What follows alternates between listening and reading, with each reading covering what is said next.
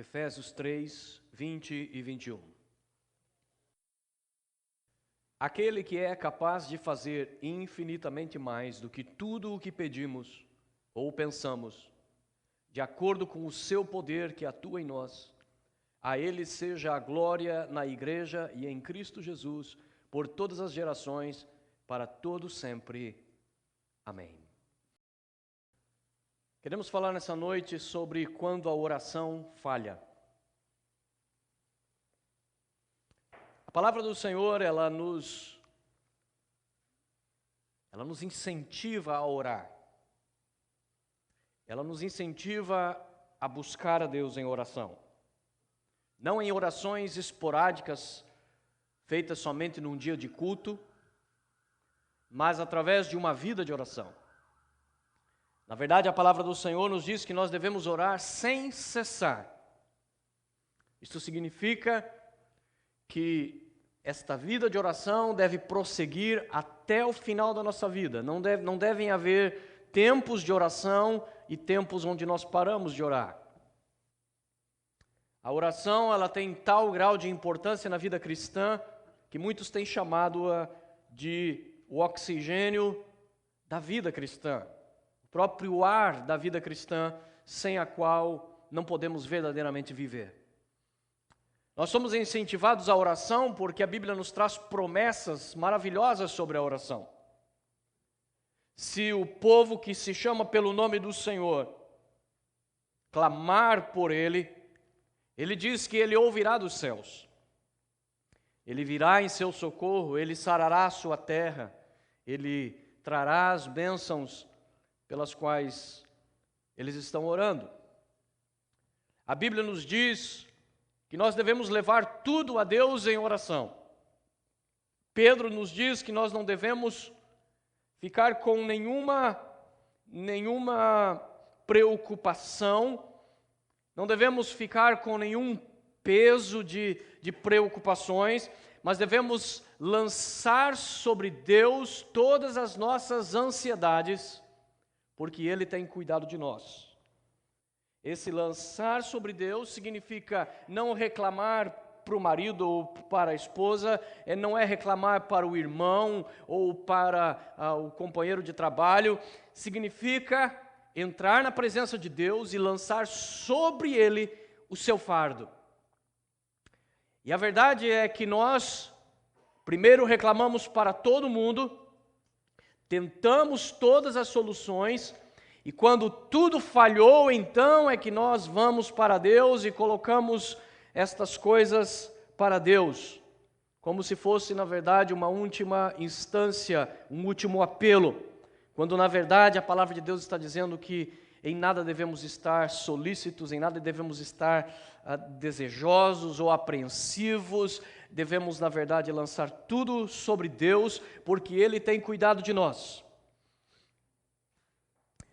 Jesus nos disse que nós devemos pedir, e nos será dado, bater, e se nos será aberto. Devemos buscar, e encontraremos. Portanto, nós somos chamados a uma vida de oração, mas a verdade é que a oração muitas vezes falha. E nós queremos ver nesta noite 6 razões pelas quais a oração pode falhar. A primeira razão está em Tiago, capítulo 4, versículo 2.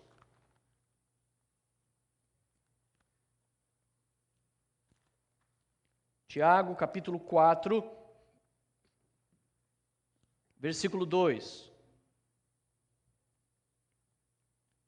Vocês cobiçam coisas e não as têm. Matam e invejam, mas não conseguem obter o que desejam.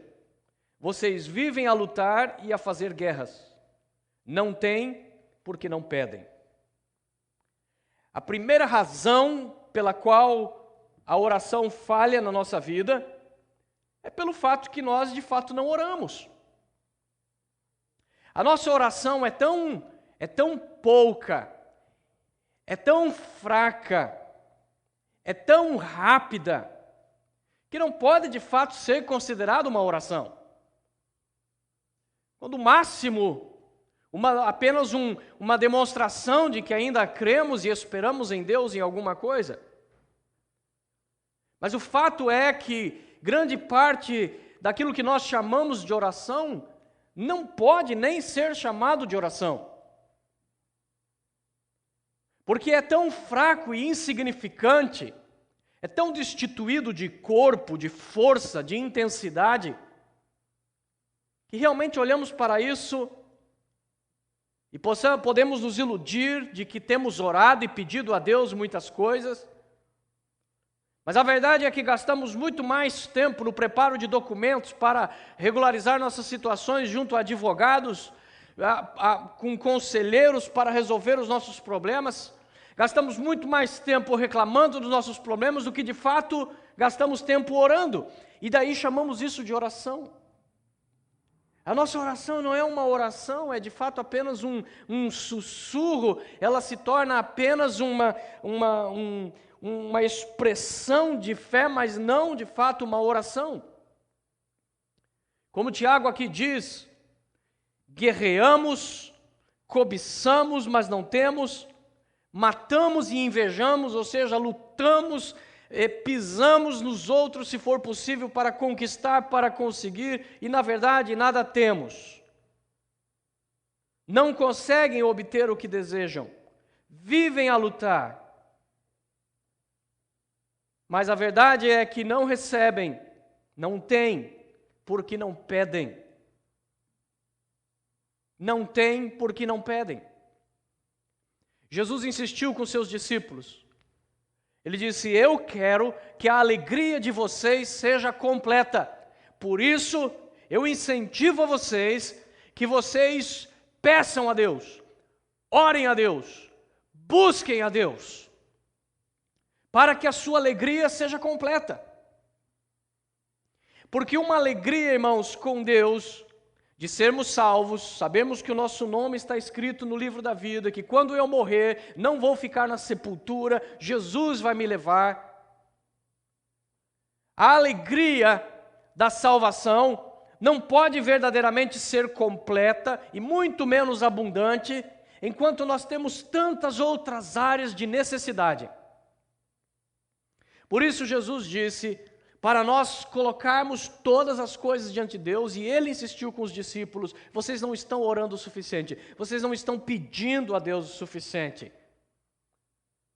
É bem verdade que a oração, irmãos, não deve se tornar apenas uma lista de pedidos. A oração é uma comunicação, é um relacionamento com Deus, um relacionamento com Jesus, e nós devemos ter o cuidado de desenvolver e aprender a desenvolver a oração. Mas Jesus mesmo é quem insiste que nós devemos colocar tudo o que nós queremos diante de Deus, pedindo a Deus. Mas o fato é que nós não recebemos porque não pedimos. Eu sempre passo dirigindo o meu carro e vejo aqueles outdoors da Loto, e vejo aqueles prêmios, cada dia que você passa o prêmio está maior. Um dia está 50 milhões, para mim já estava louco de bom, mas você passa no dia seguinte, já subiu para 70 milhões, e volta e meia aquilo acumula e chega a 400, 500 milhões, de repente quando você chega lá um dia está 2 milhões. Fala, bem, alguém ganhou, não fui eu. Alguém levou aquele bolo todo, que descontados os táxis, o coitado fica aí com seus 200 milhões, tadinho, roubado pelo governo, fica com míseros 200 milhões, mas não fui eu. E então eu continuo dirigindo meu carro e passa outra semana e o prêmio vai acumulando de novo, eu falo, yes, está acumulando de novo, que maravilha, e de repente passa outra semana e zera aquele negócio e eu não ganhei na loto. E, irmãos, vai ser assim a minha vida inteira. Porque eu nunca vou ganhar na loto. Eu sei que as chances são difíceis, mas alguém sempre ganha. Alguém pode dizer, a possibilidade de jogar na loto e ganhar é de 1 em 3 milhões, whatever. O que quer que seja, o fato é que alguém sempre ganha. Mas eu sei que eu nunca vou ganhar. Sabe por quê? Porque eu nunca jogo. E não estou incentivando ninguém a jogar. Estou apenas usando isso como um exemplo. De que a mesma coisa é com a oração. A gente fica, Deus, tem tantas promessas maravilhosas, a gente vai folhando as Bíblias, as promessas vão se acumulando, olha só que maravilha, quantas promessas, que riqueza, e a gente fica aguardando e desejando e esperando, e quando a gente vê, alguém levou a bênção, alguém pegou a bênção, alguém foi abençoado e a gente não.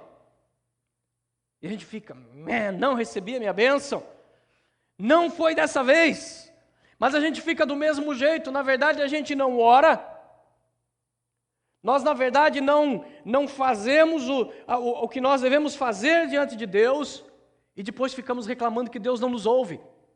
Deus não me escuta, mas é claro que não, você não fala. Como é que você quer que Deus escute se você não diz?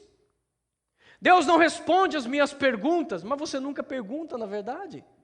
Você é cheio de questionamentos, mas não pergunta. Deus não me atende, e quando foi que você bateu na porta? Na verdade, a vida do cristão, ela deve aprender a insistentemente buscar diante de Deus todas as coisas, mas o fato é que a maioria dos cristãos não tem uma vida de oração, não oram o suficiente, oram muito abaixo da linha de miséria da oração. E por isso não recebem nada. Porque Deus determinou que um depósito sem limites vai estar disponível para cada um daqueles que crerem em Jesus e seguirem o seu caminho, mas o fato é que a esmagadora maioria de nós não vamos até esse depósito requisitar diante de Deus as promessas que nos foram feitas. E não é automático. A Bíblia nunca disse que é automático. A bênção não é por osmose. Tem crente que pensa, porque ele estudou lá no ginásio, no elementary ou no middle school, ele estudou sobre como as células transmitem suas proteínas, enfim, aquilo que é necessário de transmitir uma para a outra, simplesmente por tocarem uma nas outras, isso é chamado de osmose, e a gente acha que a bênção de Deus vem por osmose também. Então vou no culto, vou me encostar num crente, vou chegar perto de alguém que tem a bênção, vou escutar uma boa pregação, vou escutar um louvor bonito e achar que está resolvido, a bênção vai chegar na minha vida. Não vai. Quando você escuta uma pregação, você apenas está ouvindo sobre o que Deus quer fazer, sobre as promessas de Deus, o que Deus tem para você. Esta pregação mesmo é exatamente isso. Você vai ir para casa, talvez amanhã você já esqueceu a pregação, ou talvez você fique matutando sobre ela durante a semana inteira, mas o fato é que a pregação em si, ela não vai poder fazer nada para você, enquanto você não puser em prática. Então de nada adianta nós conhecermos 1 milhão de promessas bíblicas, quando na verdade nós nunca vamos a Deus para requerer a nossa bênção.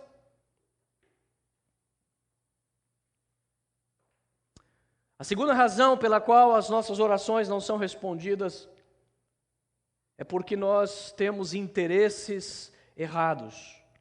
Tiago, capítulo 4, versículo 3. Não tem porque não pedem, e quando pedem, não recebem, porque pedem por motivos errados, para gastar em seus próprios prazeres. Peço só para o meu conforto. Peço só aquilo que é bom para mim, ou para os meus, para gastar nos meus próprios deleites, no meu próprio prazer, naquilo que diz respeito a mim. E Tiago está dizendo que pessoas que fazem isso, elas estão fadadas à frustração. Pedem e não recebem, porque pedem com motivos errados. A oração não é uma palavra mágica que Deus deixou para os cristãos. Existem tantos ensinamentos que não têm base bíblica sendo ensinados no meio cristão hoje em dia. Existem pregações que dizem que você deve determinar a sua bênção. Há pregadores que são tão ousados a ponto de dizer que você deve colocar Deus contra a parede e dizer: Senhor, eu exijo a minha bênção, eu determino a minha bênção. Irmãos, nós fomos salvos por graça, nós vivemos através da graça e recebemos qualquer coisa por causa da graça. Não se esqueça que graça significa um favor que eu não mereço. O que quer que Deus faça em relação a mim não tem nada a ver com o meu mérito. Por isso não existe esta coisa de determinar a bênção. Profetiza a tua bênção, meu irmão. Não, a Bíblia não fala para nós tomarmos nenhuma atitude de ousadia ou coragem simplesmente para reivindicar as bênçãos. Ela fala para nós entrarmos com confiança, mas com humildade diante do Senhor. E a humildade é demonstrada através da oração. Porque a oração nos humilha. Primeiro que a oração normalmente a gente faz de joelhos. Pelo menos deveria ser. Ou de cabeça baixa. A oração, ela significa que eu estou reconhecendo que eu preciso de Deus. E quanto mais nós oramos, na verdade nós estamos cada vez dando maior demonstração de submissão e de que estamos nos humilhando diante de Deus. Por isso, amados, nós devemos entender que a oração não é simplesmente uma palavra mágica, um meio mágico para nós obtermos qualquer coisa nesta vida. Antes, nós devemos entender que a oração é a forma de nós alcançarmos bênçãos necessárias para esta vida, mas principalmente alcançarmos diante de Deus aquilo que interessa a Deus. Por isso, quando nós pedimos coisas com interesses errados, com motivos errados, essas orações não são respondidas. Perdemos nosso tempo. Tem pessoas que oram porque estão solteiras e olha o irmão de olho azul, porte atlético, porém está casado. Então elas oram diante de Deus: Senhor, leva a irmã Maria, Jesus. Senhor, promove ela para os céus e deixa que eu cuido do José. Qual a possibilidade de Deus ouvir essa oração? Na macumba pode ser, não Deus, né? Na bruxaria, a pessoa faz despacho para conseguir a mulher do outro, para conseguir o marido do outro. Com Deus, não. E esse é apenas um exemplo aberrante de como um motivo errado fica evidente que Deus não tem nenhuma obrigação de responder. Senhor, eu não estudei, eu faltei aula a semana inteira, eu estou mentindo para o meu pai e para minha mãe que eu estou estudando, mas Jesus me ajuda nessa prova. Deus fala: é ruim, hein? Vou ajudar um futuro criminoso? Vou ajudar um futuro ladrão? Deus não compactua com o erro, Deus não compactua com motivos errados, e por isso a oração feita com motivos errados, ela está fadada à frustração. A terceira razão pela qual nossas orações são frustradas é porque elas não passam no teste da fé. Jesus disse: pedi, pedi, e vos será dado. Batei, batei, e vos será aberto. Buscai, buscai, e encontrareis. Por que a repetição? Por que 2 vezes cada palavra dessas? Jesus está ensinando a necessidade da insistência. Ele não está de maneira alguma dizendo: peça e você vai receber. Vai ser assim, facinho assim. O que ele está dizendo é: peça, peça e você vai receber. Busque, busque e você vai alcançar. Bata insistentemente, bata outra vez, volte até você conseguir. Por toda a Bíblia, somos ensinados sobre a importância da insistência na oração, da perseverança na oração. Nós temos um exemplo disso, da perseverança no Velho Testamento. Na verdade, temos várias. Mas temos, por exemplo, quando o general Naamã chega leproso até o profeta Elias, o profeta Eliseu. Ele é um dos homens mais poderosos do mundo, e ele está indo buscar a ajuda de um velho profeta. Porque apesar de todo o seu poderio, toda a sua riqueza, ele está agora enfermo de uma enfermidade que vai fazer ele ser isolado da sociedade, uma enfermidade sem cura. Por isso ele está desesperado. Ele viaja muito longe para conseguir chegar até onde está esse profeta, porque sua serva lhe disse que este profeta tem a autoridade de Deus.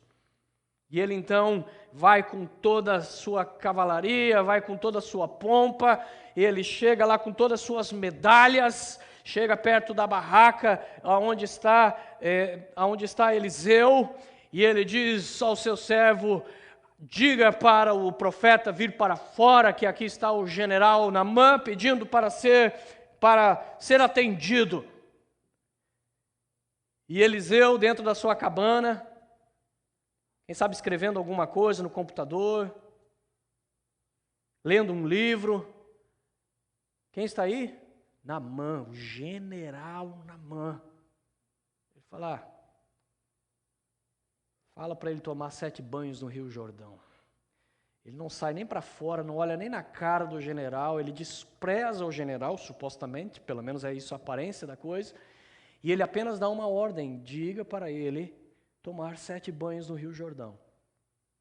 O homem fica tão irado que ele resolve montar no seu cavalo e vamos embora. Esse palhaço desse profeta está me fazendo de bobo, vamos embora e amanhã eu volto aqui para matar ele, agora não.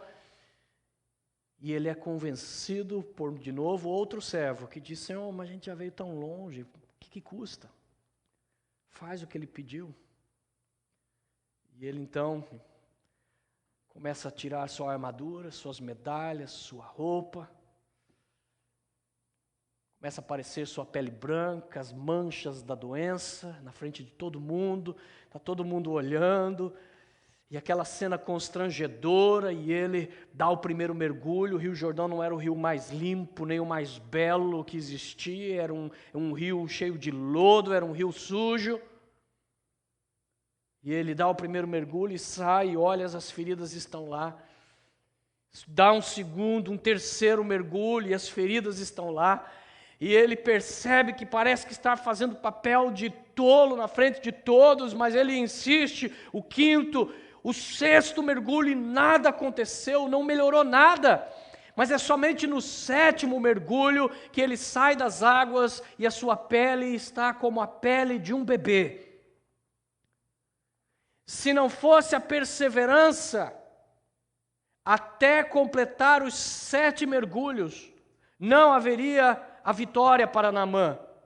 Se não fossem o número correto de voltas em torno de Jericó, de acordo com a instrução de Deus, se eles tivessem cortado o número de voltas pelo meio, ou deixado de dar a última volta, porque cansaram e não viram nada acontecer, as muralhas não teriam caído. A perseverança é ensinada. Lucas capítulo 11, versículo 5. Jesus é um dos que mais ensina sobre a perseverança na oração. Lucas capítulo 11,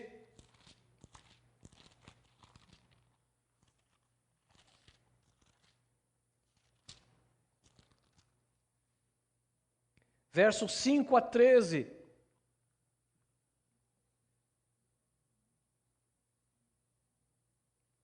Jesus disse: suponham que um de vocês tenha um amigo que recorra a ele à meia-noite e diga: amigo, empreste-me 3 pães, porque um amigo meu chegou de viagem e não tenho nada para lhe oferecer.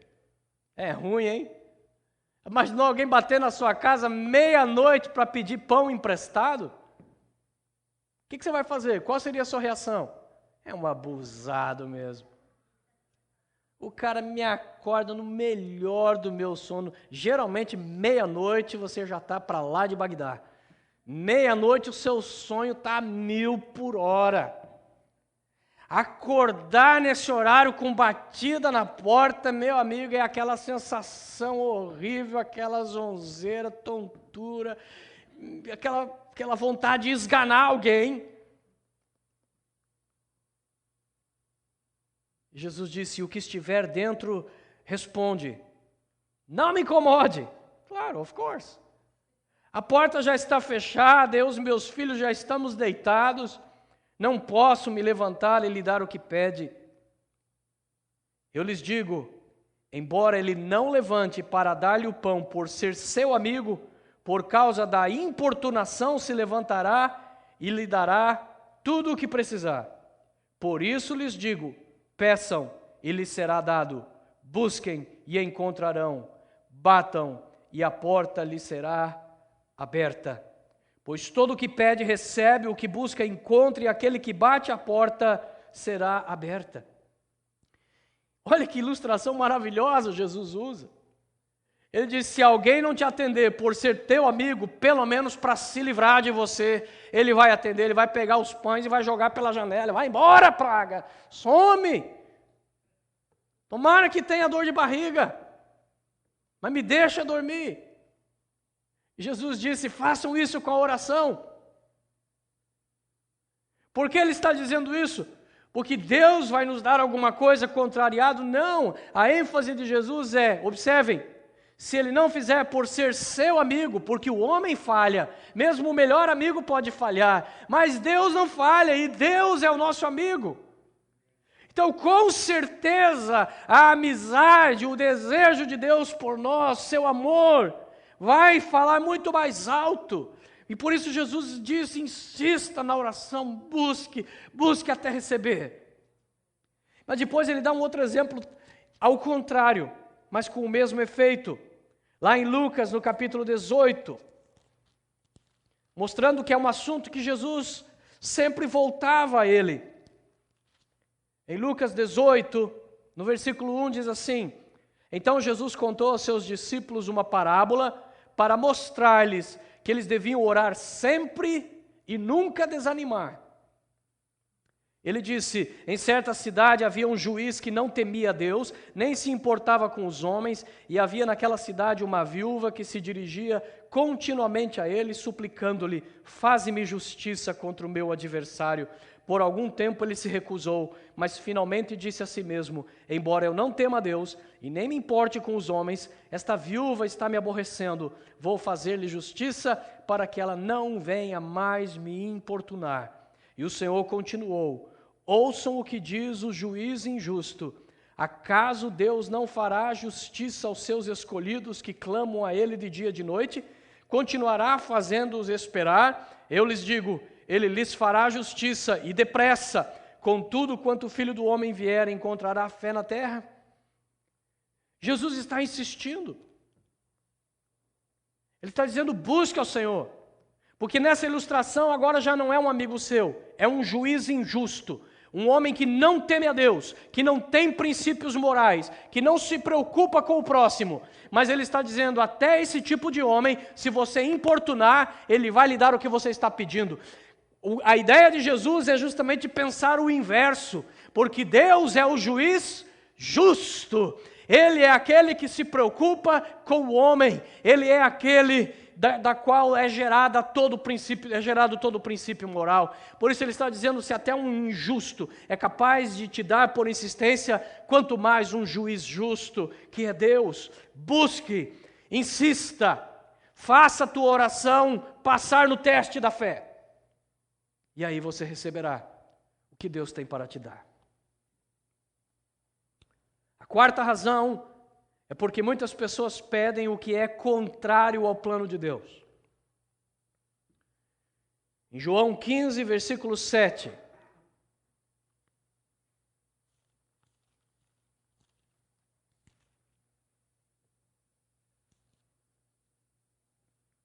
Jesus disse: se vocês permanecerem em mim e as minhas palavras permanecerem em vocês, vocês pedirão o que quiserem e lhes será concedido. Curiosamente, a primeira parte desse versículo é sempre esquecida. O crente gosta sempre de mencionar a última parte. Se nós orarmos e pedirmos aquilo que nós quisermos, seremos atendidos. Mas Jesus começa a dizer que existem critérios. Se vocês estiverem em mim, diz ele, e a minha palavra estiver em vocês, então vocês pedirão o que quiserem e lhes será concedido. Por quê? Porque se você estiver em Jesus de fato, e as palavras dele estiverem na sua mente e no seu coração, você não ousará pedir alguma coisa que você sabe que não é da vontade dele. Porque as palavras vão estar em você, você sempre vai saber o que Jesus ensinou. E você nunca vai orar pedindo uma coisa que você sabe que Jesus condenou. Muitas pessoas dizem, mas Romanos 8,32 nos diz que se Deus nos deu Jesus, não poupou nem a Jesus e deu Ele para nós, como não vai nos dar juntamente com Ele todas as coisas? É verdade que a Bíblia diz isso, e glória a Deus, porque a Bíblia diz isso. Mas preste atenção nisso. Paulo está dizendo que se Jesus nos deu Jesus, se Deus nos deu Jesus, então para Ele qualquer outra coisa agora é muito mais fácil nos dar. Mas isso não significa agora que qualquer coisa inútil, sem propósito, contrário ao plano de Deus, eu posso pedir. Porque pense bem, quando Deus deu Jesus para nós, você sabia que você precisava de Jesus? Eu não sabia. Jesus já tinha morrido 2000 anos atrás por mim, e eu não sabia que eu precisava dele. Até alguém pregar para você a mensagem, até o Espírito Santo te convencer que você precisa de Jesus, você sabia que você precisava de Jesus? Quantos de nós vivemos décadas sem nunca pensar em Deus e jamais sentir nenhuma necessidade por Jesus, mas Deus estava providenciando Jesus para nós. Ou seja, a base que Paulo está dizendo é que Deus vai providenciar para nós da mesma forma como Ele providenciou Jesus. Ou seja, Ele vai providenciar para nós aquilo que é verdadeiramente necessário, não somente aquilo que nós achamos que é necessário. Portanto, esse verso não serve, por exemplo, para você orar e pedir a Deus pelo novo PlayStation. Não é isso que Deus tinha em mente. Se nós orarmos sem levar em conta a palavra do Senhor, nós iremos nos frustrar, porque acabaremos pedindo muitas coisas que são totalmente contrárias ao plano de Deus. A quinta razão pela qual nossas orações não são respondidas são bloqueios espirituais. Daniel capítulo 10, versículo 12.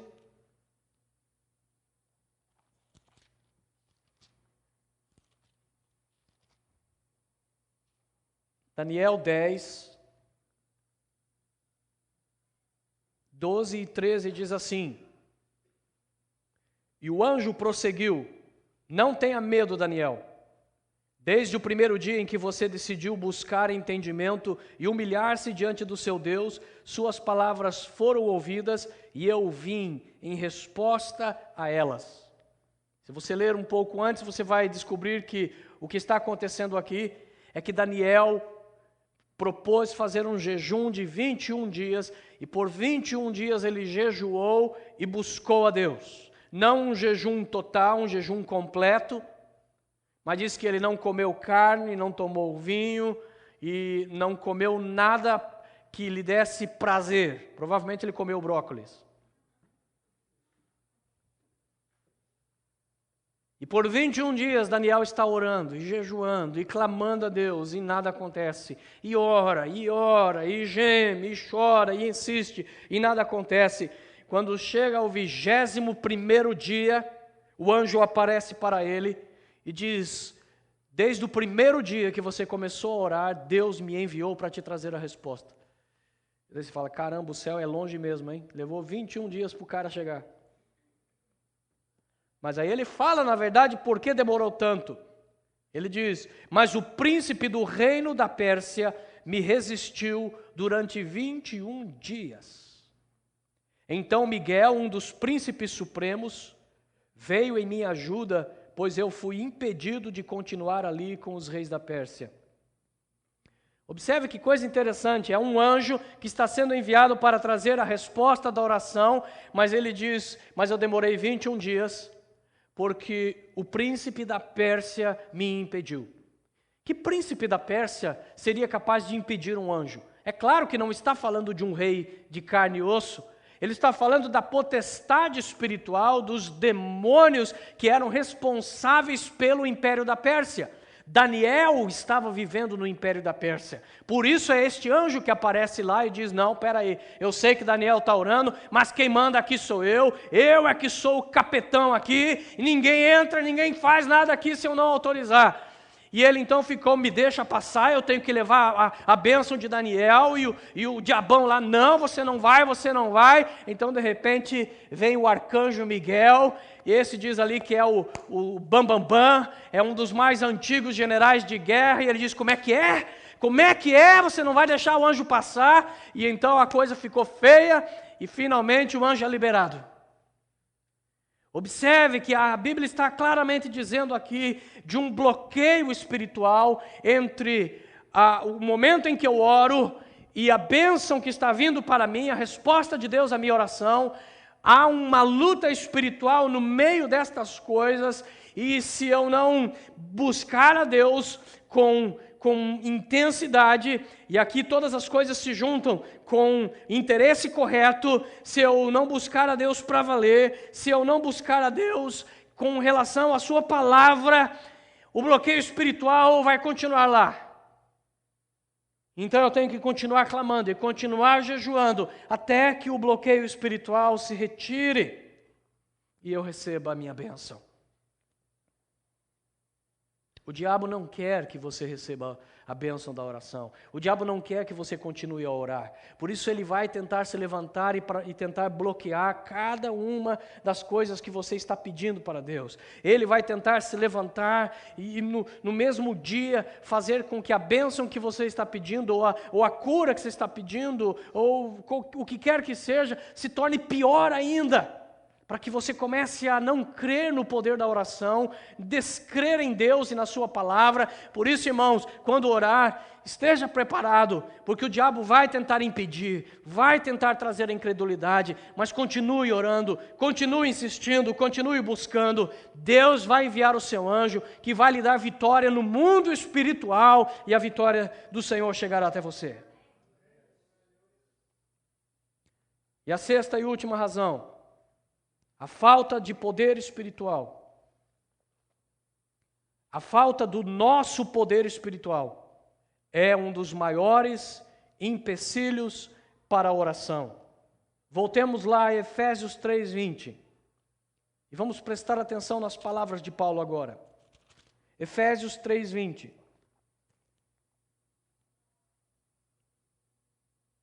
Você crê que Deus é um Deus que pode responder às tuas orações? Você crê que Ele é poderoso e te ama tanto a fim de te dar muito mais do aquilo que você está pedindo? Amém? E é isto que a Bíblia fala. Ele diz, aquele que é capaz de fazer infinitamente mais do que tudo que você pede ou até pensa.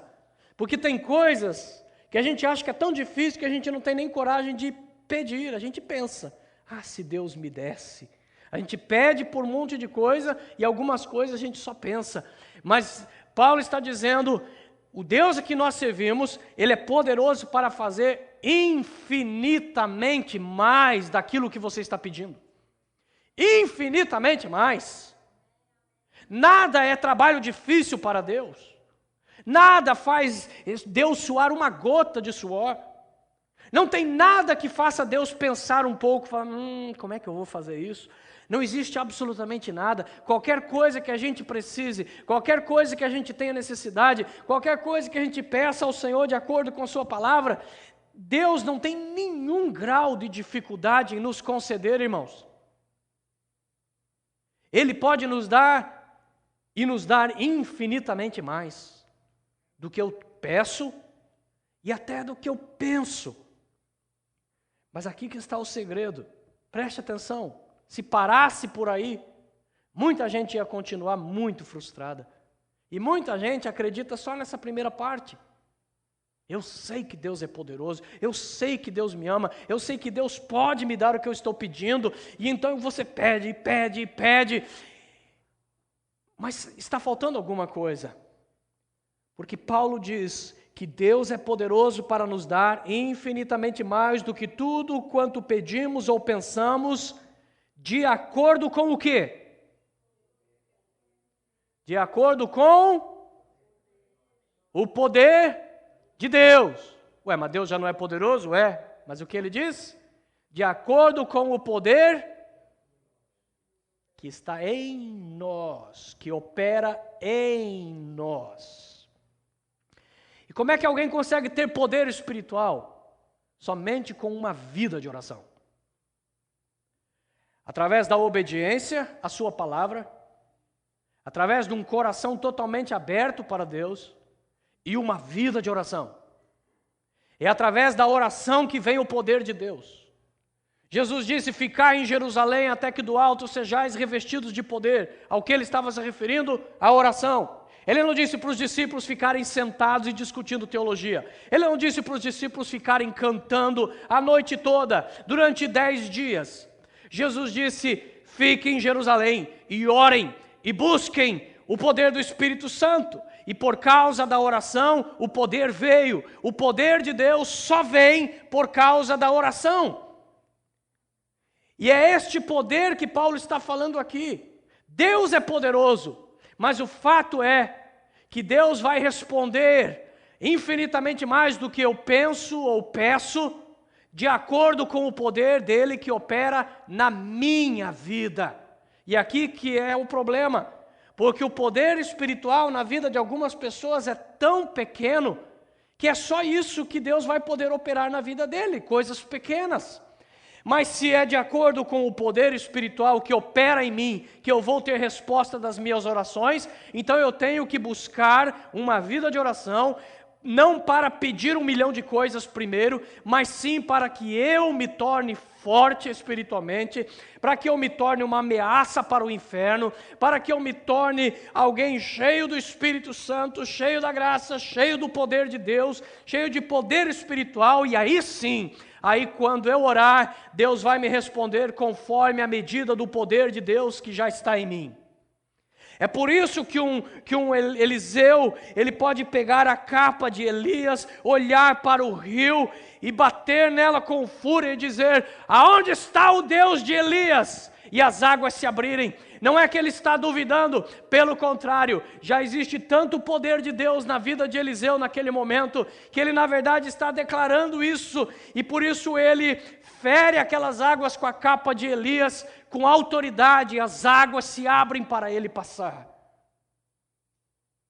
É deste poder, irmãos, que Pedro e João, quando estão indo para o templo para orar, e então vem aquele aleijado pedindo uma esmola, eles dizem: ouro e prata eu não tenho, mas o que eu tenho eu te dou. Do que ele está falando? Ele está falando do poder de Deus que está na vida dele, e então ele diz: em nome de Jesus de Nazaré, levanta e anda. Observe que ele não está dizendo o que Deus tem, eu te dou, ele está dizendo o que eu tenho, eu te dou. A medida do poder de Deus que tem que estar na vida de cada crente, simbolizado pelo óleo. E o óleo na lamparina, ela queima. Se já esteve cheio um dia, mas queimou, precisa continuar pondo óleo, senão uma hora apaga. Tem crente que já foi cheio do Espírito Santo uma vez na vida e acha que isso vai durar para a vida toda. Na verdade, dura para o dia, dura para a semana. Tem que continuar se enchendo do Espírito Santo. A palavra de Paulo é enchei-vos do Espírito, significa uma continuidade até o final da nossa vida. Enchei-vos do Espírito, encha-se hoje, encha-se amanhã, encha-se daqui a um ano, encha-se quando você estiver com 80 anos, encha-se da presença do Senhor, porque disso vai depender a maior parte das respostas de oração a Deus para a tua vida. Deus é poderoso, irmãos. Mas será que nós temos poder espiritual operando em nós que seja capaz de bloquear a ação do maligno, de restringir as forças do diabo, de destruir suas fortalezas e obter o cumprimento da promessa?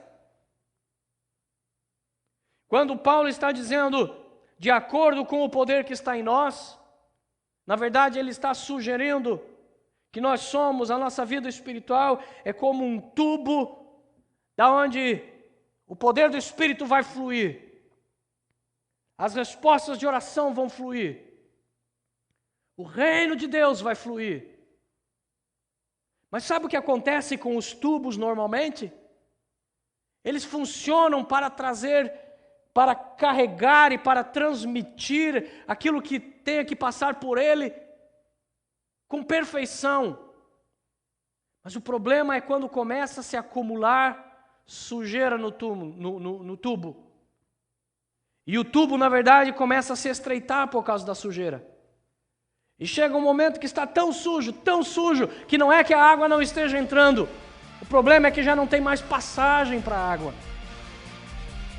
Da mesma maneira, irmãos, quando Paulo diz, de acordo com o poder que há em você, ele está sugerindo a mesma coisa.